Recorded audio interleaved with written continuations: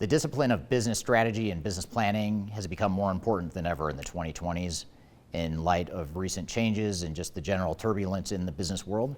So what I want to talk about today are what are those top 10 business strategies you should be considering for 2022 and beyond.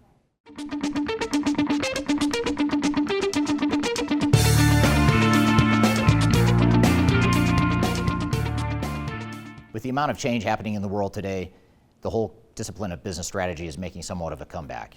It's become more important than ever to think about how can we differentiate ourselves in the marketplace, how can we execute better in the marketplace, how can we create a better customer experience, how can we create a better employee experience, how can we beat our competitors. All those things are things that organizations more than ever need to value and focus on, especially in light of turbulent economic times and turbulent business environments.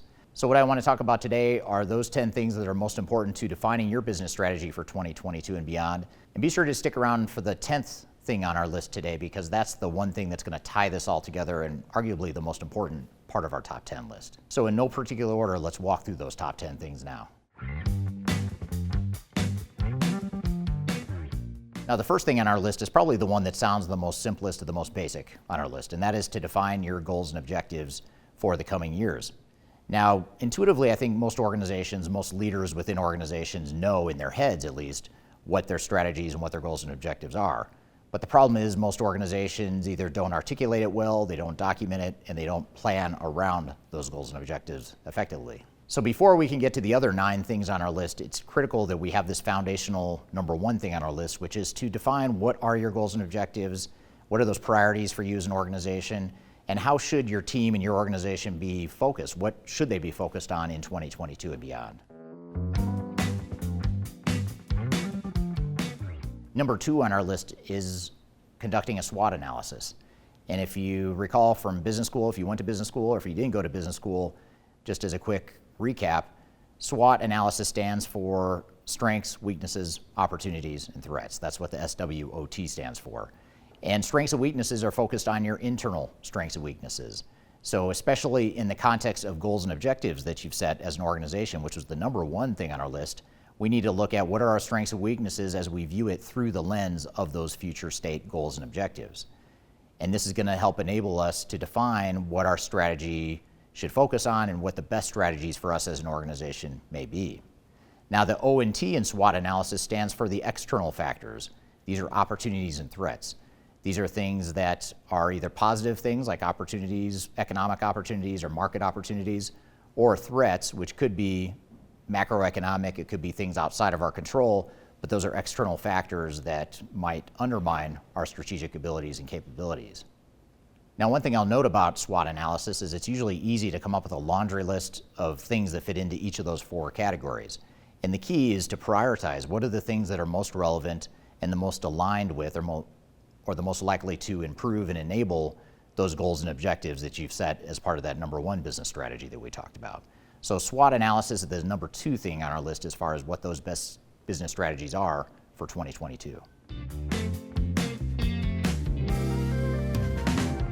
Now, once we have a good handle on what our goals and objectives are as an organization, what our SWOT analysis tells us in terms of our internal strengths and weaknesses, external opportunities and threats, now we can look to specific functional strategies that support and align with those first 2 things.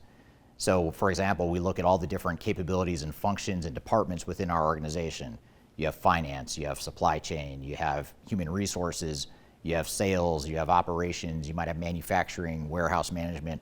All those different functions within our organization should all have different strategies and goals and objectives that align with and support those bigger picture goals and objectives that have been set corporate-wide. And this is one of the best ways to make sure that each part of the organization is contributing to those goals and objectives and addressing our SWOT analysis findings in a way that's aligned. Now, while your functional strategies might be defined in somewhat of a silo to begin with, you ultimately want to make sure that each of the functional strategies you define as an organization are aligned with other parts of your organization or other functions. So ultimately what typically happens is you go through a functional strategy session as just within your function, but then you need to reconcile with other parts of the organization that might have slightly different views of how they're each going to contribute to the overall goals and objectives. But whatever process you go through, you just want to make sure that you have clear functional strategies for your organization.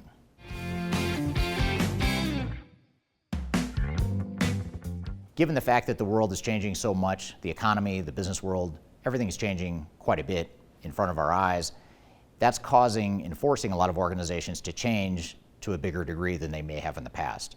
So the magnitude of change that organizations are facing in general are a lot greater now than they were 10, 20, 30 years ago, which is why it's more important than ever to make sure you have a clear change strategy and a clear cultural change strategy too. And those are somewhat related, but they're also worth noting separately. Overall change strategy focuses on everything we need to do to focus on ensuring that our organization and our team are able to adapt to the new changes. They understand what the changes are. They embed those changes within their day-to-day processes and responsibilities and all the things that align with that general approach. Cultural change is somewhat related, very similar, but it's worth noting that it can be a separate or should be a separate standalone work stream within your change strategy. And the reason for that is because most organizations are facing cultural changes as a result of their overall transformation. So organizations that are, for example, standardizing to a common operating model, or perhaps they're globalizing and pursuing global markets, entering new markets and adding new offices, they find that now they need to create a common operating platform to maximize efficiency and to optimize the customer experience. This is just one example of many of how organizations are facing cultural shifts as part of their overall transformations, which is why having such a clear cultural and an overall organizational change strategy is so important to business strategies in 2022 and beyond. One of the most effective strategies that you can pursue as an organization is the whole concept of business process management or business process improvement. So really looking at your current operating model, your current end-to-end business processes and workflows, and looking at opportunities to improve those processes and workflows, looking for opportunities to make them more effective, and ultimately just to understand where your strengths and weaknesses are and how we can improve and optimize those processes to provide for a better customer experience, increase revenue, decrease costs, whatever the goals and objectives of your organization may be. So business process improvement is one common strategy that we see organizations facing in 2022. And there's a lot of different tool sets you can use to help with business process management. You certainly have business process modeling tools that can help with that, but you also have more analytical tools that can help you analyze where your processes might need to be improved. Things like business process mining tools that can help you understand where the breakdowns are, the bottlenecks, the inefficiencies, all that good stuff. There's also the traditional Lean Six Sigma approach, where it's really focused on continuous improvement and identifying where the breakdowns in your processes are happening. So there are a number of different tools out there that can help you enable this business process management bucket, but it's important to recognize that in general, business process improvement is a critical business strategy for 2022.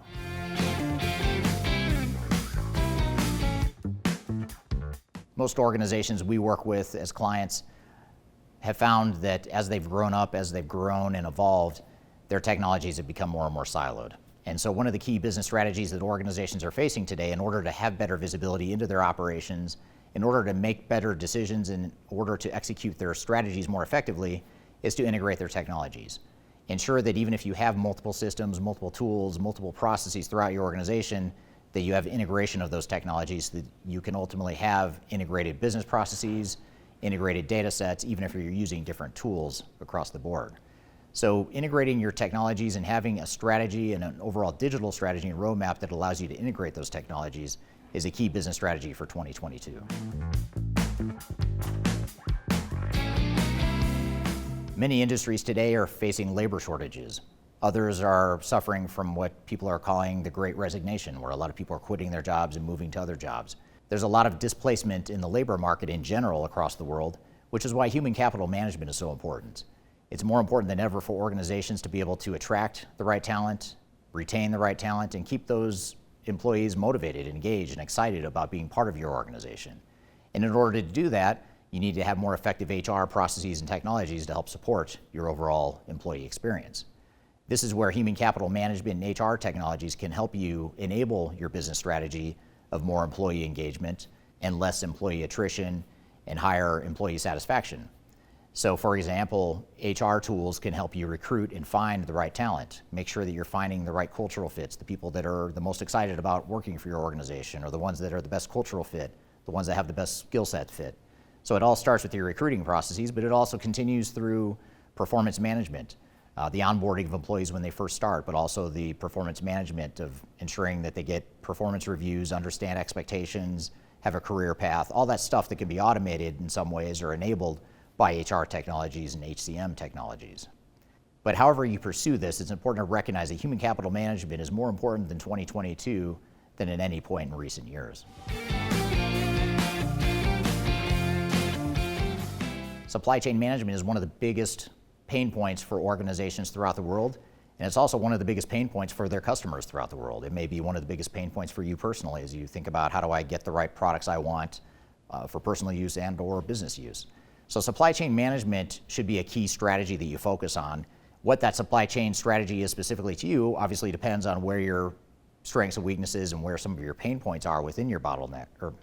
So part of this ties back to the SWOT analysis we talked about earlier, ensuring that you recognize where the strengths and weaknesses and opportunities and threats are as it relates to your supply chain, and understanding how can we enable or leverage new processes, new technologies, new organizational structures, new strategies in general to ensure that we've enabled a better supply chain.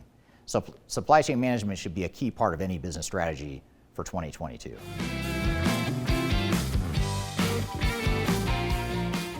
One of the most valuable currencies that organizations have in general is data. It's data they capture about their customers, data they understand about the market, internal data about the operations, financial data. All that data that organizations are sitting on can be a gold mine that can help them enable better business strategies in 2022. And just to give you a couple examples, organizations that can better predict customer behavior are going to be better suited to win out in the market. So this is where technology and data can help enable, through artificial intelligence and machine learning, it can help you understand what customer demand is likely to do, especially in an unpredictable world that we live in. Another example is multinational organizations that have operations throughout the globe. If you can pull together all that data and have clear visibility into what's happening throughout your global operations, you're going to be one step ahead of your competition. So those are just two examples of how data and integrated technologies can help ensure that you have a strategic advantage going into 2022 and beyond. And there's a whole host of applications and tools and technologies you can use to enable this general strategy, but it's something that you definitely want to have on your radar as you think about your strategies for 2022. Now, the most important thing on our list is the 10th thing, which is strategic alignment. So strategic alignment is really focused on ensuring that you have alignment on everything we've talked about so far. So all those 9 things we've talked about so far ultimately need to be aligned. And what I would argue is that even more important than ensuring that you have the right strategy or the best strategy is having an aligned strategy. Even if you have an imperfect strategy, but you have complete alignment on that strategy, that's going to be a better situation for most organizations than the ones that might have a more brilliant strategy that they can't execute on and or they don't have the right alignment as an organization. So everything we've talked about throughout these 9 things, we want to think about it in the context of that number 1 thing, which was what are our overall goals and objectives as an organization? And if we have those goals and objectives clearly laid out, all those other 8 things we talked about beyond that should all be aligned, and that's why number 10 on our list is overall executive alignment and strategic alignment, just making sure we're all on the same page, we're all rowing in the same direction, and that we're ultimately reducing that friction and those headwinds that come from not being aligned, which is what most organizations struggle with. So if you do one thing in your business strategy planning for 2022, it should be to ensure that you're aligned as an organization and that you're strategically aligned overall. So I hope this has provided you some guidance on how to define your business strategies for 2022, as well as what some of those most important strategies are. For more information, I've included a number of links and downloads below that will help you as you begin your business strategy and your overall digital strategy, digital transformation planning for 2022 and beyond. So I hope you found this information useful. Hope you have a great day.